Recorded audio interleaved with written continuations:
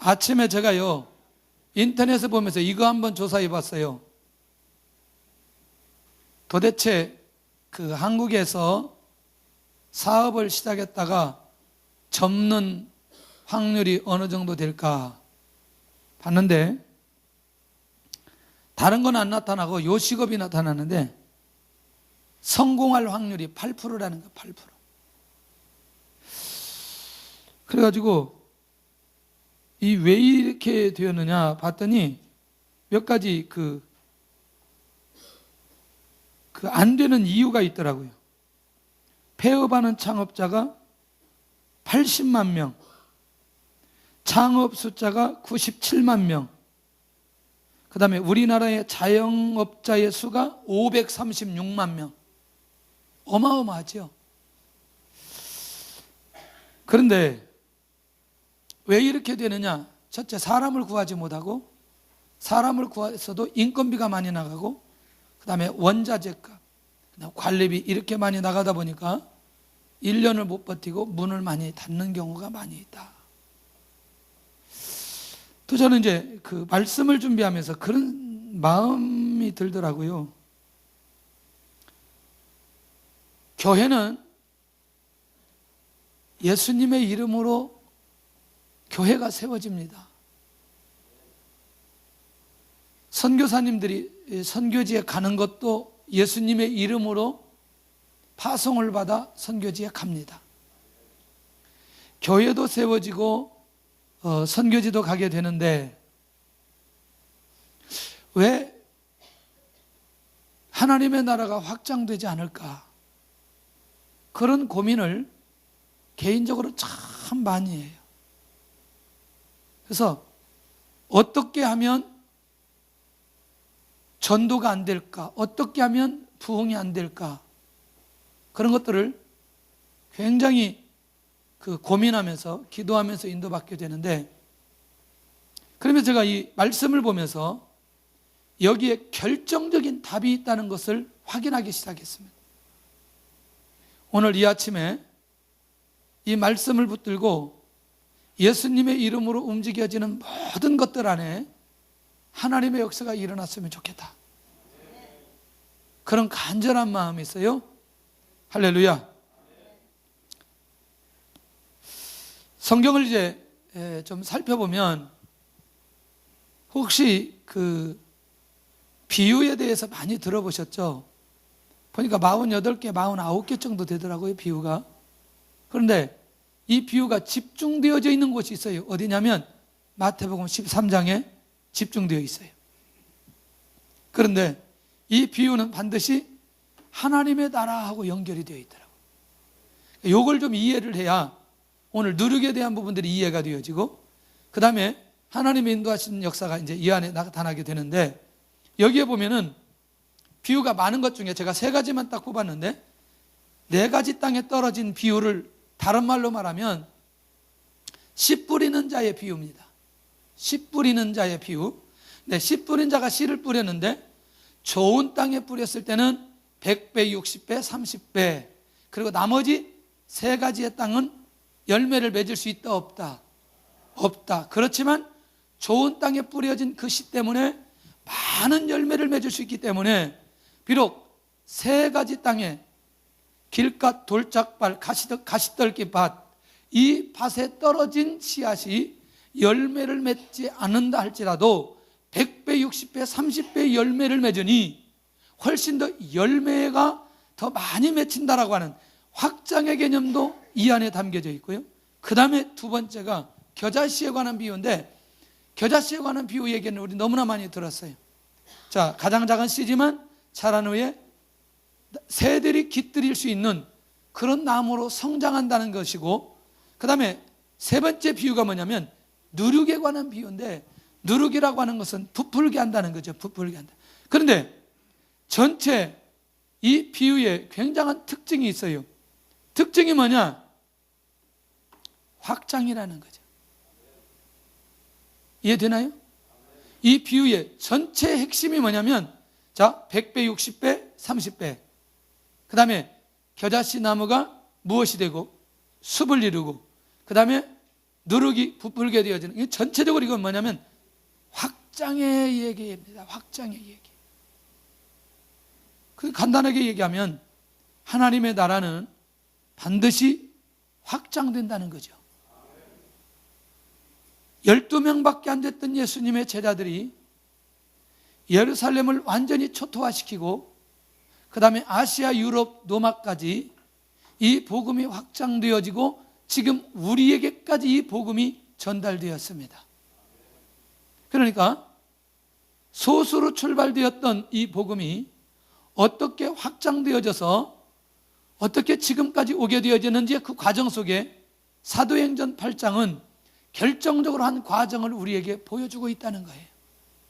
누룩의 역사가 어떻게 일어나는지, 겨자씨의 증거가 어떻게 일어나는지, 하나님의 나라가 어떻게 확장되어지는지, 건강한 그리스도인이라면 이 하나님의 나라에 대한 비밀을 가지고 살아갈 수 있다는 거죠. 비유는 왜 이렇게 비유를 많이 얘기하시느냐? 미래에 일어날 일들을 쉽게 이해하도록 하기 위해서 이 비유를 가르쳐 주셨어요. 계시적인 효과 때문에. 두 번째는 은폐적인 효과 때문인데 쉬운 표현이지만 아무나 깨닫지 못하는 거죠. 여러분들, 예수님 당시에 예수님의 제자들이나 그 시대 많은 사람들이 겨자씨에 관한 비유를 이해했을까요? 이해하지 못했을까요? 이해하기가 어렵죠. 누룩에 관한 비유를 이해했을까요? 이해하지 못했을까요? 그런데 이게 어디에서 이해되기 시작하느냐? 사도행전에 들어와서 주님께서 그렇게 말씀하셨던 내용이 이렇게 성취되고 있구나라는 사실을 그들이 비로소 이해하게 되어졌던 것을 보게 된다는 거죠. 이건 뭐냐? 영적인 눈이 열려져야, 계시의 눈이 열려져야, 하나님의 나라에 대한 부분들이 이해되어져야, 다시 말하면 사도행전 1장 8절이 이해되어져야, 복음의 가치와 능력이 이해되어져야 깨달을 수 있는 비밀이기 때문에 예수님께서는 계속해서 무엇로 얘기하셨다? 비유로 얘기하시면서, 그리고 그 비유는 반드시 미래에 성취될 것인가를 얘기해 주셨다는 겁니다. 자, 그렇다면 이 비유의 목적이 사도행전에서 성취되어지는데 특별히 어디에 있느냐? 확장의 의미가 있다. 다시 한번 확인해 보면서 이제 인도로 받아가야 되는데, 우리가 이제 일반적인 얘기를 좀 한번 하고 바로 본문으로 가야 됩니다. 누룩은 무엇과 연결되어 있냐면 빵과 연결되어 있습니다. 누룩은 부풀게 하는 게 특성이 있어요. 누룩은 그 다음에 빠르게 확산됩니다. 그 다음에 누룩은 변화를 준다는 거죠. 그럼 이게 복음의 특성과 복음의 영향력과 연결이 되나요? 안 되나요? 연결이 되죠. 그러면 이렇게 정리하면 어떨까요? 복음이 내 안에 오면 나도 모르게 이 복음은 누룩처럼 부풀게 되어지고 확산이 되어지고 그 다음에 만나는 사람들에게 변화를 주게 되어진다. 이 사실을 가르치기 위해서 주님께서는 그들이 깨닫든 깨닫지 못하든 무엇로 설명해 주셨느냐? 누룩으로 설명해 주신 것을 보게 되더라는 거죠. 할렐루야. 자, 그러면 이렇게까지 이해가 되어지면, 자, 누룩의 부분에 대해서 이해가 되어진다면 이제 그 다음의 부분에 우리가 기억하면서 말씀을 잘 받아야 된다는 거죠. 자, 우리 그러면 8장 4절을 한번 보도록 하겠습니다. 본문의 8장 4절 시작. 그 흩어진 사람들이 두루다니며 복음의 말씀을 전할세. 우리 남자분들만 한번 하겠습니다. 시작. 네, 그 다음에 여자분들 시작.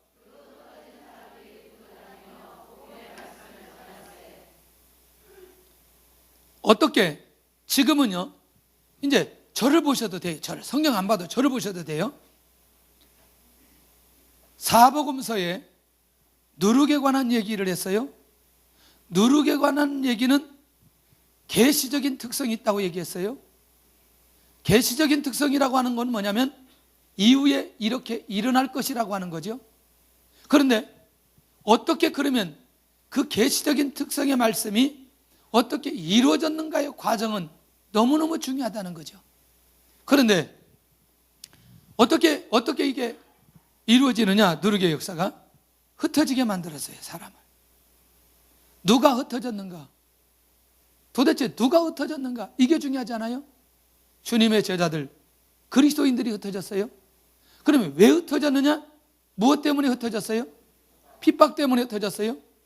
자, 흩어지게 된 이유는 결국에는 예루살렘이 핍박이 일어났다고 말하지만 사실은 예루살렘 안에 어떤 일이 일어났어요? 복음의 역사가 일어났죠. 3,000명, 5,000명이 그 안에 왕성하게 일어나서 결국에는 어떤 일이 일어나느냐?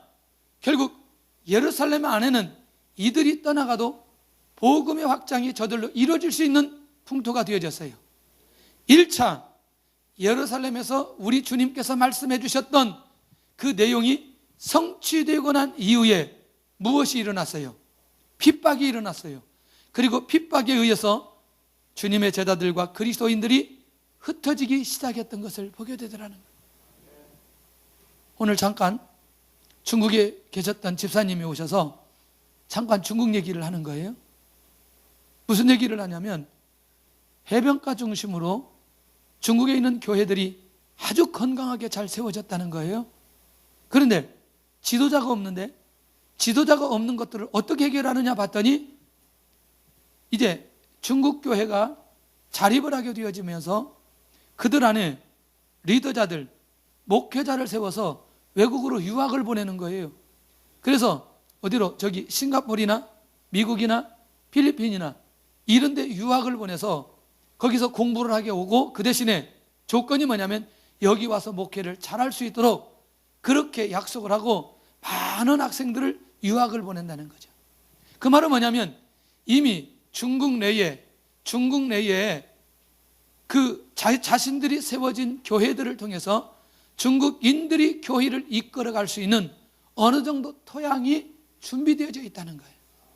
그러니까 지난번에 우리가 얘기했던 대로 중국에서 내년에도 많은 선교사들이 나온다는 정보가 있는 건 이미 중국 안에 본인들 자국민들이 복음을 증거하고 교회를 세울 수 있는 풍토가 조성되고 난 이후에 그들을 통해서 이제 세계 선교가 진행될 만한 상황이 벌어졌을 그때에 무엇을 동원해서? 핍박을 동원해서 그들에게 또 다른 세계 속에 들어가서 사역할 수 있도록 길을 열어가시는 하나님의 인도를 받아갈 수 있다는 얘기죠. 오늘 우리는 누룩의 역사는 어떤 차원에서 보면 우리가 모두 다 기쁨과 감격과 은혜와 감격 속에 이것들이 진행되기도 하지만 이 복음의 비밀을 깨닫지 못하면 흩어지는 상황 속에 우리도 모르게 어떤 상황들이 벌어질 수 있죠. 예루살렘에 있어야 되는데 예루살렘에 있지 못하는 그것 때문이라도 그들의 마음이 상처가 되어질 수 있다는 거죠. 자, 건강하게 내가 성령의 인도를 받아서 사도행전 13장에 그 바나바와 바울이 선교사로 파송되어지는 자연스러운 상황이라면 그게 문제가 되지 않는데, 자, 이런 상황은 자칫 잘못하면 이게 정말 나는 예루살렘에서 복음을 증거하고 하나님의 역사를 일으키고 싶은데 이렇게 타의에 의해서 움직여지게 될 때에 자기도 모르게 그것이 무엇으로 남을 수 있느냐? 상처로 남을 수도 있다는 얘기예요. 그러나 영적인 눈이 열려지고 누룩의 역사의 누룩의 비밀을 알고 난 이후부터 설령 이런 상황들이 우리에게 벌어진다 할지라도 이것은 누룩의 역사를 위한 하나님의 계획과 인도하심에 대한 결론을 내리면서 하나님의 인도를 받아갈 수 있다는 것이죠. 그러니 새로운 영적인 감각이 우리 안에 살아나야 된다는 거죠. 왜 흩어지게 만들었느냐? 왜 아픔과 어려움 속에 이 일이 진행되었느냐? 그거 뭐냐? 주님께서 말씀하신 그 누룩의 역사를 이루도록 하기 위해서 한 가지 한 방편으로 이 일이 진행되었다는 사실을 발견할 수 있다는 거죠. 그러니 이것 또한 하나님만이 하실 수 있는 특별한 방법으로 하나님이 이 일을 진행하셨다라고 하는 사실을 발견할 수 있는 것이요. 놓치지 않기를 바랍니다. 그렇다면 이 흩어진 사람들이 무엇을 하였느냐는 게 그러니까 흩어진 사람들이 무엇을 하였고 그들 안에 어떤 부분들이 어떻게 준비되어 있는지 이게 중요하다는 거죠. 자, 4절에 가서 보니까 흩어진 사람들이 두루 다니며 복음의 말씀을 전할세. 누구를 흩어지게 만들었어요? 제자들, 그리스도인들. 다시 말하면 복음의 감격과 복음의 열정이 있는 사람들을 흩어지게 만들었다는 거예요. 다시 설명하면 어디에든지 가면 이 하나님의 나라 확장되는 그 일에 쓰임받을 수 있는 사람들을 흩어지게 만들었더니 그들이 흩어짐과 동시에 움직일 때마다 뭐 하기 시작하느냐? 복음의 말씀을 전하게 되어졌던 걸 보게 된다는 거예요. 자, 그러면 누룩의 가장 중요한 핵심은 어디에 있느냐 봤더니 사람에게 있는 걸 보게 되더라는 거예요. 사람에게. 할렐루야. 아니, 확장이라고 하는 건 누구를 통해서 이루어지죠? 사람을 통해서 이루어지죠. 그렇다면 사마리아 지역에 복음의 역사가 일어나려면 복음을 가지고 있는 사람이 어디에 가야 되느냐? 사마리아에 가야 된다는 거죠. 그러니 누룩의 역사를 이루어가는 것 중에 가장 놀라운 핵심은 사람에 있다는 거죠. 누구를 통해서 이 일을 진행하실 것인가? 영적으로 깨어있고 복음 안에 깨어있고 하나님의 뜻을 이루어가고 하나님의 역사가 나타나는 그런 사람들을 하나님이 세우기 시작하고 그런 사람들을 통해서 하나님이 일들을 하기 시작하는데 생각지도 않는 방법이 그 사람에게 주어지면서 결국 하나님은 놀랍게도 이 누룩의 역사를 만들어가는 것을 보게 된다는 거죠. 그런데 흩어진 사람 중에 핵심 인물이 누구예요? 빌립이에요. 7 집사 중에 한 사람이에요. 교회에서 구제를 담당해야 될 사람이고 공동체에서 행정일을 감당해야 될 사람이에요. 그런데 지금은 누룩의 역사를 위해서 하나님께서 이를 인물로 세워주셨다? 이런 거죠. 빌립은 사도들이 복음을 열심히 증거하도록 교회 안에서 구제할 사람들을 잘 선별해서 저들이 원망하지 않도록 구제만 하면 되는 사람이에요. 행정일만 잘하면 되는 거예요. 그런데 이 본문을 보면서 귀한 사실 하나가 깨달아지는 거예요. 지혜 있고 믿음이 좋고 성령이 충만하고 주변 사람들에게 칭찬받는 사람들이었어요. 근데 7 집사를 뽑는 기준이 그거였다니까요. 그런데 중요한 건 복음의 가치와 복음의 능력과 복음의 감격이 이미 그들 안에 기본적으로 있는 사람들 중에 지혜가 있고 믿음이 있고 칭찬 듣는 사람, 성령이 충만한 사람, 그들을 뽑아 세웠다는 사실을 볼 수 있다는 거예요. 그러니 결국 누룩의 역사는 사람을 통해서 일하시는데 그 사람은 하나님이 가리지 않고 세워서 이 일을 진행하고 있는 것을 보게 된다는 거예요. 아니, 그가 지금 어디에 있어야 될 사람인데 예루살렘에서 구제를 하고 사도들을 도와 행정적인 일을 해야 되는데 지금 누구처럼 움직이느냐? 사도들처럼 움직이고 있다는 거죠. 사도들처럼. 그런 면에서 오늘 이 핵심 인물 빌립 집사에 대한 이 부분을 우리가 절대로 놓쳐서는 안 된다는 사실을 기억해야 된다는 거죠. 그래서 이 사람은 누가 준비하셨느냐? 하나님이 준비하셨다. 너무너무 귀하게 이 인물을 준비해 놓으시고 어디로 가게 만드느냐? 사마리아로 가게 했던 것을 보게 된다는 거죠. 자, 여러분들 여기 한번 본문의 내용을 보면 5절에 빌립이 사마리아 성에 내려가 그리스도를 백성에게 전파하니, 요거를 이렇게 얘기하니까 우리가 별로 느낌이 잘 안 와요. 사마리아 성은 어떤 곳인가? 이걸 좀 이해하면 사마리아 성에 내려가는 게 얼마나 그렇게 중요한 의미가 있을까? 첫째는 BC 8세기경 아시리아가 침략을 합니다. 아시리아가 침략을 하면서 이거 이대로 두면 안 되겠다 싶어서 사마리아에 있는 사람들하고 아시리아에 있는 사람들하고 뭐 하기 시작하냐면 결혼하기 시작하는 거예요. 뭘 흔들어 놓으려고? 민족성을 흔들어 놓으려고. 그래서 이방과의 혼혈로 민족의 정체성이 완전히 흐트러져 버려요. 그러니까 건강한 유대인의 입장에서는 이 사마리아 성에 있는 사람들을 이방인 취급을 할 수밖에 없었다는 거예요. 그러니까 당연히 이들에게 볼 때 이들은 어떤 대상이 되느냐? 천대의 대상이 되었던 것을 보게 된다는 거예요. 할렐루야. 좀 많이 바뀌어졌어요. 우리나라도 많이 바뀌어졌어요. 요즘 외국에서 다문화 가족이 많이 생겨서 이 다문화 가정을 통해서 태어난 2세에 대한 이런 생각들이 이전보다는 훨씬 더 좋아졌어요.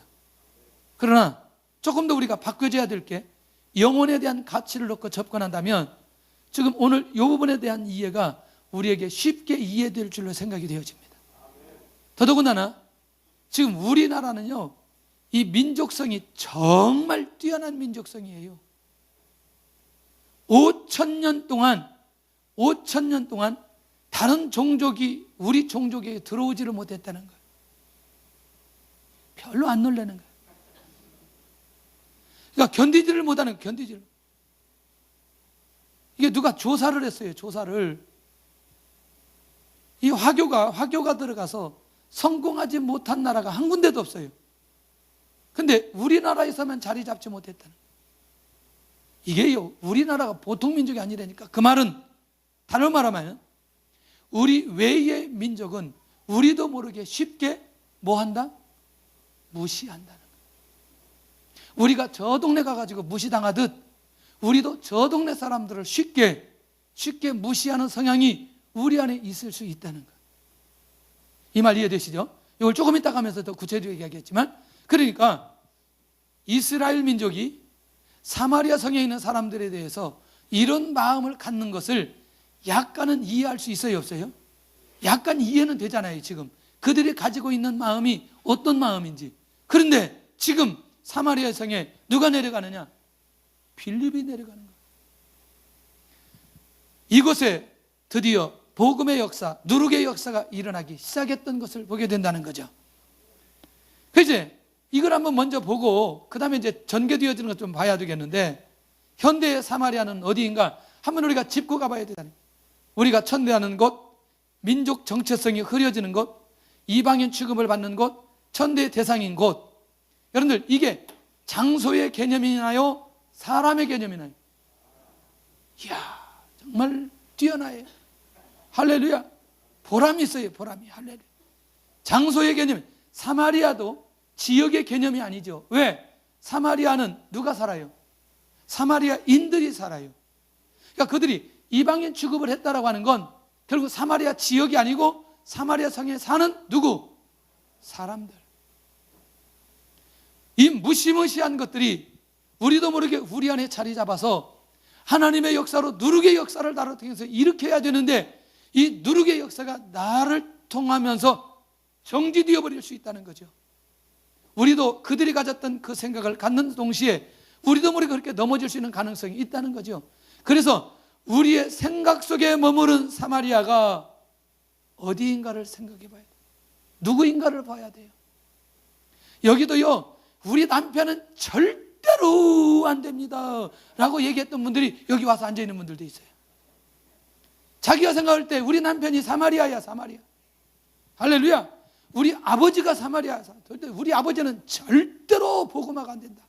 할렐루야. 그 절대로 때문에 지금까지 복음화가 안 됐어요. 이 말 이해되나요? 그러니까 우리도 모르게 비록 우리가 그분을 천대하거나 뭐 이방인 취급을 하는 건 아니지만, 우리도 모르게 우리 안에 자신도 모르게 뭐가 자리 잡고 있느냐? 이 사마리아가 자리 잡고 있는 걸 보게 된다는 거예요. 만약에 우리 안에 이런 것들이 있다면 이것을 빨리 드러내는 순간부터 그 누룩의 역사가 나를 통해서 진행되어지고 하나님께서 귀한 은혜를 베풀어 주실 것이라는 확신이 우리 안에 있으면 좋겠다. 할렐루야. 근데 재미있는 건 이렇게 생각하는 사람들이 우리가 생각할 때 먼 사람들이에요? 가까운 사람들이에요? 가까운 사람들이에요. 왜? 너무너무 잘하니까. 그렇죠? 너무너무 잘하니까. 이제 오래된 무슨 분들은 아세요. 우리 교회 사역자가 한 분 있었는데, 그 청년 때 교회에서 그 집에 신방을 오면 그 아버지가 밥상을 차고 방문을 나가는 그런 분이셨어요. 할렐루야. 제가 지금까지 목회하는 동안에 아무리 그래도 밥상을 차는 분은 제가 못 만난 것 같아요. 응? 그 제가 그분 놓고 기도하기 시작했어요. 뭐 절대로 안 돼요. 어머니는 원불교 완전히 골수분자, 아버지는 목사님이 신방 오면 발로 차고 나가시는 분. 할렐루야. 근데 그 집이 갑자기 이사하게 되었어요. 이사하게 됐어요. 재개발인데 내일 다 집이 뜯기는 거예요. 우리가 청년들 5명하고 저하고 가가지고 밤새도록 이삿짐을 달렸어요. 이삿짐 난로로 딱 그 추리닝 입고 딱 들어가니까 이게 이제 거부도 못 하잖아요. 밤새도록 우리가 알아서 이삿짐 다 싸고 이제 그 다음날 이삿짐 딱 날렸는데, 중요한 건 오늘 밤부터 내일 아침까지 날리고 아침 오전 내 그 짐을 날랐는데, 중요한 건 이 집이 갈 데가 없는 거죠. 그 오전 내 짐을 날랐는데 오후에 어떻게 집을 이제 구해가지고, 방을 하나 구해가지고 그 집에 짐을 다 놓고 그날 밤에 딱 그 집에서 이제 밥을 먹는 거예요. 근데 그 아버지가 제 앞에서 무릎은 안 꿇었지만 정말 심각한 말로 이렇게 얘기하더라고요. 아니, 내 얘기를 듣고 아 해야 돼. 너무나 아를 먼저 해버렸어요 지금. 그때 제가 전도사 때예요. 전도사님, 내가 평생 이 은혜 안 잊겠습니다. 근데 가식처럼 들려지지 않아요. 중심으로 고백하시더라고요. 그리고 또 계속 기도했죠. 근데도 예수님을 안 믿어. 조금 있다가 자기 집으로 들어갔어요. 다시. 갑자기 또 전화가 왔어요. 이 집에서 전화 오면 일단 문제는 심각해. 왜 그래? 그랬더니 집이 불나가지고 다 타버렸대. 할아버지가 그 안에서 그 돌아가셨다는 거예요. 불에 타가지고. 또 가서 장례식을 해야 돼요. 장례식을 하는데 이 딸이 워낙 또 그러니까 그 집안이 그럼에도 불구하고 이제 기독교식으로 딱 했어요. 예배 다 드리고 서울대학병원에서 막 다 하고. 그래도 이분이 안 나오시는 거예요. 그래서 또 기도했죠. 하나님, 이 영혼을 구원하여 주시옵소서. 왜냐하면 아무리 그래도 내 안에서 이분을 사마리아로 남겨놓아서는 안 되겠다는 생각이 들어요. 그러다가 나중에 나오셨어요. 왜 나오셨나 봤더니 술을 너무나 많이 드셔가지고 위가 빵꾸가 나가지고 이게 이제 더 이상 갈 데가 없어서 이제 나오신 거예요. 나중에 이분이 안수 집사님까지 되셨어요. 아멘을 그렇게 살살 해서는 안 됩니다. 우리도 모르게 우리 스스로 사람에 대한 인식을 하다 보면 그 사람을 나도 모르게 사마리아로 남겨놓는 상황들이 너무나 많이 있다는 거예요. 이 생각이 우리 안에서 바뀌어지지 않으면 우리를 통한 누룩의 역사는 제한될 수 있다. 그러나 우리 안에서 이 생각이 바뀌어지는 순간부터 이 누룩의 역사는 나를 통해서 이뤄가는 것을 경험하게 된다는 거예요. 할렐루야. 그래서 우리는 속히 이런 부분에 정말 내가 내려놔야 될 부분이 뭐냐, 내 마음에 있는 그런 사마리아, 도대체 저 사람은 절대로 복음의 역사가 일어날 수 없다라고 우리 안에서 선언하면서 가는 그 부분들이 우리 안에서 해결되어야 된다는 거죠. 그런데 어떤 이제 과정을 통해서 이 사마리아의 역사가 일어나느냐, 6절 한번 보겠습니다. 6절 시작. 무리가 빌립의 말도 듣고 행하는 표적도 보고 한 마음으로 그가 하는 말을 따랐더라. 첫째는 누구를 붙여주세요? 무리를 붙여주세요. 사마리아에서 일어났던 첫 번째 증거예요. 이게 뭐냐? 일반적인 사고를 뛰어넘는 하나님의 역사예요. 복음의 역사가 일어날 수 없었던 지역에 와서 복음을 증거하니까 하나님께서 사람을 무더기로 붙여주셨어요. 무더기로. 누구 앞에? 빌립 앞에. 할렐루야. 근데 더 놀라운 건요, 말씀에 집중하기 시작했어요. 그들이 말씀을 듣고 뭐 하기 시작하느냐? 표적도 일어나니까 그 표적에 집중하기 시작했다니까요. 놀라운 건 이제 사마리아 성에 하나님의 역사가 일어나도록 자, 무리를 붙여주시고 말씀의 역사가 일어나게 만들고 그 다음에 표적도 일어나고, 그러면서 결국 뭐냐면 사마리아 전체가 어떻게 복음화되어질 수 있는지 하나님께서 준비된 빌립이라는 사람을 통해서 일해 가시는 것을 보게 되더라는 거죠. 그러니 사마리아 성에 대한 계획도 주님이 계획하셨고 사마리아 성의 복음화도 주님이 하시고 있고, 그 일을 위해서 하나님 앞에 쓰임받는 빌립이라는 사람, 이 감각을 가지고 인도받아 가니까 움직일 때마다 하나님의 역사가 일어나게 되어지는 것을 보게 된다는 거죠. 그러니까 그들의 마음이 모두 다 한 마음이 되어지는 거죠. 자, 너무너무 놀라운 건 한 마음이 되었는데, 한 마음이 되어지니까 어떤 역사가 일어나느냐? 그 지역에 영적인 치유와 육적인 치유가 같이 함께 일어나 버리는 거예요. 귀신들은 떠나가고요, 육체의 질병은 치유되고요. 자, 정리하겠습니다. 치유가 목적인 건 아니지만, 한 마음이 되는 것이 목적이 있는 건 아니지만, 놀라웠게도 이 사건을 통해서 누룩의 역사가 이루어져 가고 있는 것을 보게 되더라는 거죠. 그렇구나. 누룩의 역사라고 하는 것은 확장인데, 확장이라고 하는 게 하나님의 사람을 붙여주시고, 할렐루야, 그리고 그 사람들을 통해서 말씀에 집중하게 만들고, 그러니까 또 기도하면 표적이 일어나기 시작하고, 그들이 하나가 되어지니까 또 뭐 하기 시작하느냐? 치유의 역사가 일어난다. 이 과정, 일련의 과정들이 누룩의 역사를 위한 한 과정이라는 거예요. 이 말 이해되나요? 그러니까 지금도 그 누룩의 역사를 이루도록 하기 위해서 이 과정은 일어난다, 일어나지 않는다? 일어난다는 거예요. 지금도 일어난다는 거예요. 말씀의 역사가 일어나고요, 하나가 되기 시작하고요, 영적인 치유도 일어나고요, 육적인 치유도 일어나고요. 이런 일들이 일어나면서 하나님의 나라가 점진적으로 확장되어 가는 것을 보게 된다는 거예요. 지금은 뭐냐? 지금은요, 이제 뭐 말씀, 할렐루야, 한마음, 할렐루야, 육적인 치유, 할렐루야, 병원에 가서 수술하면 되죠. 할렐루야, 영적인 치유, 말씀, 붙들고 믿음. 근데 뭐냐? 요즘에는 우리도 모르게 사단이 우리에게 집중하는 게 뭐냐면 항상 재물이나 명예나 이런 부분에 집중하게 한다. 그러니까 지금은 뭐냐? 여기 하나 더 붙여서 재물의 이동을 통해서 누룩이 어떻게 확장되어 가는 것을 우리에게 보여주신다. 이 원리를 우리가 깨달으면, 아, 그렇구나, 지금도 이런 방법으로 이런 누룩의 역사가 일어나고 있구나 하는 사실을 우리가 볼 수 있다는 거죠. 그래서 복음의 현장에는, 그 누룩의 역사가 일어나는 현장에는 다양한 역사가 일어나게 되어진다는 거죠. 할렐루야. 그러니까 사업하는 분들 특별히 역사가 일어나야 되는 건 이 역사를 해서 사람들을 많이 붙여주게 되는 거죠. 그때 사람들을 붙여주었을 때에 그 사람들을 절대로 놓치지 않기를 바랍니다. 지난번에도 광고를 드렸는데, 아니 광고가 아니라 이런 간증을 드렸는데, 정말 지금 생각해도 너무너무 감격스러운 거예요. 왜냐하면 한 분이 미국에 계시다 한국에 오면 자기가 꼭 가는 미장원이 있다는 거예요.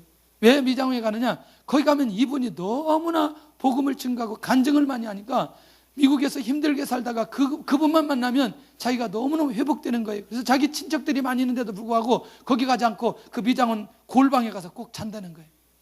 그 권사님이 가만히 기도하다가, 야, 이런 분을 나와 함께 있으면 얼마나 좋을까 해서 그분을 미국으로 초청해서 미장원 그 원장을 미국으로 데려가 버린 거예요. 전도를 잘하니까, 복음으로 깨어 있으니까 알아서 다른 사람이 이분을 초청해서 데려가 버리는 거예요. 이런 거는 갈만하죠. 갈만하죠. 할렐루야. 아멘이 적은데 전도라는 개념으로만 전도를 이해하지 않기를 바랍니다. 내 안에 이 복음의 가치와 복음의 열정과 복음의 능력이 나타나면 이게 확장되어 영향력이 자연스럽게 나타날 수 있다는 거죠. 혹시 여러분들 장개석 부인이 송미령이라는 걸 아시나요? 그 아버지가 누구냐면 송전도사님이라고 소문난 분이에요. 그런데 이 아버지가 딸이 셋밖에 없는데 젊은 시절에 너무나 복음만 증거했어요. 그런데 딸 셋 낳고 일찍 세상을 떠나버린 거예요. 그러니까 복음을 증거하다가 일찍 세상을 떠나버리니까 사람들이 그분에 대해서 건강한 얘기를 하지 않았어요. 이상한 얘기를 막 했어요. 그런데 한 딸은 중국의 재무부 장관 아내가 되고, 한 딸은요 중국의 아버지라고 하는 손문 선생의 아내가 되고요, 마지막 셋째 딸은 장개석 총통의 부인이 되었어요. 딸 셋이 중국 전체를 흔들 수 있는 사람들의 아내가 되어버렸어요. 그걸 우리가 꼭 복이라고 얘기하기보다는 그것은 결과일 뿐이라는 거죠. 근데 그들 나름대로 그 아버지 밑에서 훈련받았던 그들이 당시에 어떻게 살았는지, 결국요 복음의 현장에 다양한 역사가 일어나는데 그건 누구를 통해서 일으키느냐? 사람을 통해서 일으킨다는 사실을 우리가 놓치지 않아야 된다는 거죠. 그러니까 그 성에 역사가 일어나기 시작하죠. 한 가지 회복을 시켜주십니다. 그 성에 따라서 합시다. 큰 기쁨이 있더라. 그 성 전체를 회복시킴으로 누르게 증거가 일어나는데, 복음이 선포되면 사람이 변화됩니다. 복음의 역사가 일어나면 관계가 회복됩니다. 복음의 능력이 나타나면 치유가 일어나요. 주님과 동행하면, 복음의 능력이 나타나면 우리 안에 믿음이 생겨요. 자, 그러면 그 성에 큰 기쁨이 있더라, 건물이 큰 기쁨이 있더라, 이런 얘기가 아니라는 거죠. 그 성에 있는 모든 사람들이 무엇이 있더라? 기쁨이 있더라. 사마리아가 과거에 그렇게 이스라엘 민족이 이방인처럼 여겼던 그곳에 복음이 들어가기 시작하니까, 누르게 역사가 일어나니까 기쁨이 회복되기 시작하는 것을 보게 됩니다. 할렐루야. 얼마나 감사해요. 우리가 최소한도 이 사도행전 8장 8절을 보면서 우리 안에도 그런 마음들이 있으면 얼마나 좋을까. 이 성에, 이 도시에, 우리 교회 때문에, 할렐루야, 큰 기쁨의 역사가 일어난, 얼마나 감사할까. 어느 날 기도하는데, 야, 어르신들을 좀 더 잘 섬길 수 있는 방법이 없을까? 야, 목욕탕 하나 있으면 좋겠다. 목욕탕. 할렐루야. 이 동네에서 제일 큰 목욕탕, 그 어르신들은 공짜로. 할렐루야. 아침부터 저녁 때, 점심 때도 점심 드시고, 또 편히 쉬셨다가 또 저녁도 드시고 가는데, 목욕탕 하려고 파이프를 다 꽂았는데 온천물이 나왔어. 할렐루야. 아마 이 동네 어르신들 다 여기 와서 목욕하려고, 온천물에. 할렐루야. 그런데 중요한 건 거기서 복음을 받고 기도가 회복되기 시작하고, 인생의 삶의 목적이 남은 인생이지만, 야, 이제 내가 멋있게 살아야 되겠다. 목욕하면서 이 비전을 깨닫고, 야, 할렐루야. 하여튼 아멘 한 분들은 그런 재물을 주실 줄로 믿어야. 아니, 아까 아멘 한 사람인데 그런 사람 하나님 막 몰아주실 것 같다는 생각이 들어요. 그냥 할렐루야. 그리고 온천물 나오니까 거기서 수입 먹고, 어르신들 그냥 공짜로 와서 씻고 가시라 그러고. 이야, 얼마나 멋있어요. 또 요즘에 또 보니까 서울에 그 애들 나와가지고 그렇게 교회에다 많이 갖다 놓는데, 우리도 바구리 하나 갖다 놔야 될 것 같아. 이게 뭐 수백 명인데, 이거 지금 그 요즘에 제가 아이들 보면 미래가 막 보이는 거예요. 이야, 이 세계적인 인물들, 어른들은 세월이 다 가서 끝났는데 애들 오직 소원, 이게 비전이 애들밖에 없다. 에? 할렐루야.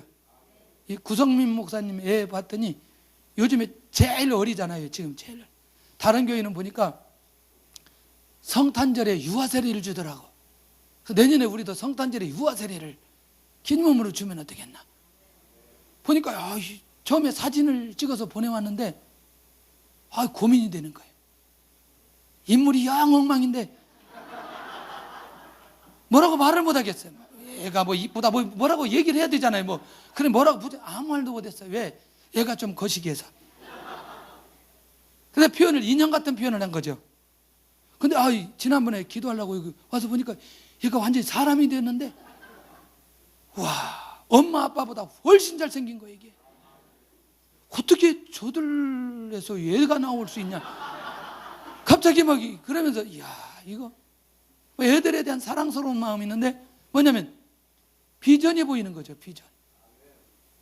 하나님, 이런 아이들 우리가 엄청나게 키우면 다 앞으로 시대적인 인물이 될 건데. 할렐루야. 한 걸음 더 나가서, 정말 요즘에 영어 배우기가 힘든다는데 교회에서 영어 유치원을 딱 만들어가지고 아주 저렴한 가격으로 원주민을 데려다가 가르치는 거죠. 이 동네 난리 납니다. 줄 서. 갑자기 기도하는데 그게 또 떠올라요. 할렐루야. 그런데 그 아이들이 한 500명 정도 되는 거예요. 그 500명 정도의 부모는 어떤 마음을 가지고 살아갈까? 자, 이렇게 미래에 대해서 황당하게 이야기하면 아무도 아멘을 안 하잖아요. 근데 하나님의 때가 되면 아마 어떤 방법인지 모르지만 하나님의 일을 인도해 가시지 않느냐, 그런 생각이 드는 거죠. 이것 때문에, 청소년 때문에 당진 동일교회가 이제 고민했는데, 갑자기 영국에 갔는데 목사님이 영국에 있는 청년들을 만나다가 어떤 단체하고 연결되어져서 우리 아이들, 이 시골에 있는 이 아이들을 어떻게 하면 제대로 된 교육을 시킬까 고민했는데 세상에 영국에서 자기들이 지원하면서 오기 시작한 거예요. 그것도 공부를 너무너무 잘하는 젊은이들이 와가지고 청소년들 아이들을 가르치기 시작하는 거예요. 주변에서 학원에서 막 신고 들어오니까 정식 신고하고 정보에 신고 딱 하고 아이들을 가르치는데 애들이요, 하여튼 시간만 나면 교회 와서 공부하고 본격적으로 이렇게 훈련을 받는데 아이들이 완전히 변화된, 나중에는 어디까지냐, 영어 캠프까지 하기 시작하더라고요.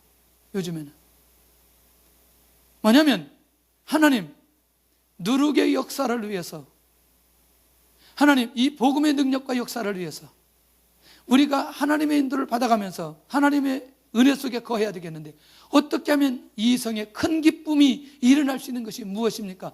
본질적인 것은 복음이지만 나타난 툴은 다양하게 나타날 수 있다는 것이죠.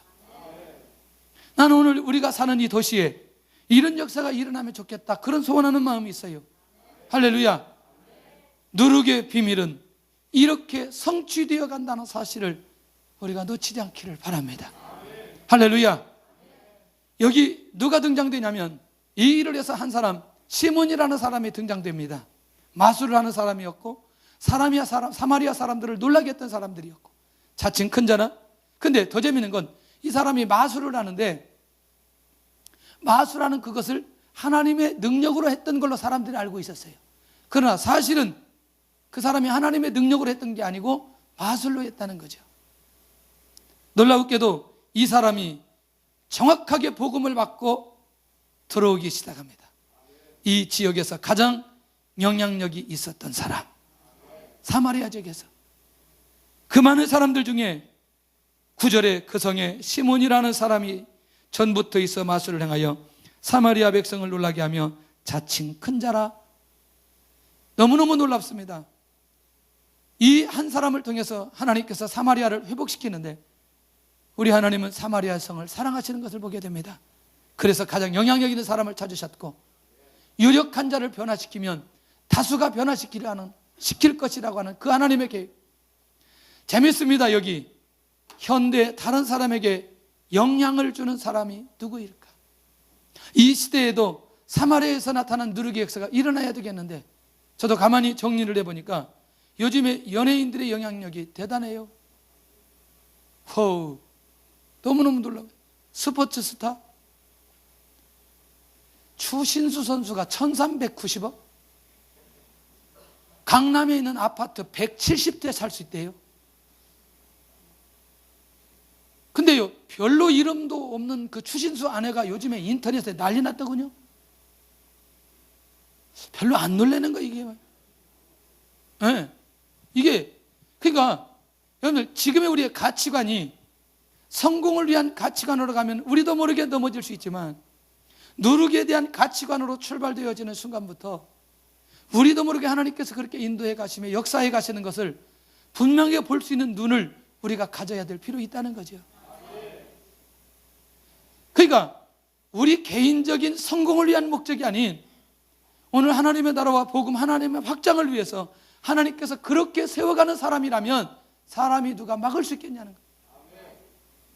누가 막을 수 있겠냐. 요 2부 때 우리 찬양했던 성민이가 피겨스케이트 지금 시작했는데 KBS에 가서 합창단 이렇게 하다가 입상해가지고 그러니까 가다가 그것보다는 피겨가 낫겠다 싶어 다시 시작했는데, 아빠 이렇게 서 있는데 보니까 다리가 얼마나 긴지 몰라. 야, 저러다가 김연아 되겠다. 혹시 여러분들 아세요? 화산초등학교 3학년이 탁구 선수 신동이 나와가지고 대학생 이긴 거? 뭐 보세요. 아니 이게 대학생을 이겼는데 이게 막 난리 난 거예요, 나라가. 초등학교, 우리 동네라니까, 우리 동네. 여기 옆 동네, 여기. 아까 그 걔도 여기고. 중요한 건요, 우리가 놓치지 않아야 될 게 하는 가지 있어요. 근데 우리의 목적과 우리의 명예를 위해서 간다면 누룩하고 전혀 상관없는 거죠. 그러나 이 비밀을 깨닫고 인도받아가면 이 시대에 이런 역사가 일어날 수밖에 없는 원론을 가지고 간다니까요. 식당 식당하면 잘 될 수밖에 없는 이유, 이 비밀을 가지고 가라니까요. 사업을 하면 잘 될 수 있는 이유, 이 비밀을 가지고 가야 된다니까요. 결국 뭐냐, 이제 그렇게 어떻게 이렇게 그렇게 이동이 돼야 되는데, 정말 우리가 이 비밀을 깨달아야 이게 하나님의 관계가 열려져야 이게 열려지니까 이걸 놓치지 않아야 된다는 거죠. 나는 우리 안에 금년 마지막 이 예배를 드리면서 내년에 이런 비전을 가지고 인도받아 가는데 이런 응답자들이 곳곳마다 일어났으면 좋겠다. 이 시대의 하나님, 이런 누룩의 응답을 위해서 하나님 저를 사용하시고 인도해 주옵소서. 자, 이제 세례를 받아요. 왜냐하면 시간이 많이 갔기 때문에 이거를 막 자세하게 하려니까 또 시간이 가요. 그래서 이제 이 정도 하면 뭐 거의 정리되었기 때문에 이 결론으로 바로 가도 될 것 같아요. 할렐루야. 왜냐? 이 시몬이 가치관이 다 바뀌어져 버렸어요. 왜? 여기 보세요. 13절 시작. 시몬도 믿고 세례를 받은 후에 전심으로 빌립을 따라다니며 그 나타나는 표적과 큰 능력을 보고 놀라니라. 시몬도 뭐하고? 믿고, 그 다음에 또 세례를 받고. 할렐루야. 누구를 따라다녀? 할렐루야. 얼마나 재밌어요. 그 지역에 영향력 있는 사람이 이런 변화가 일어났다는 게 너무너무 놀라운 거 아니에요? 하나님께서 이 지역에도 우리가 이런 응답을 받았으면 좋겠다.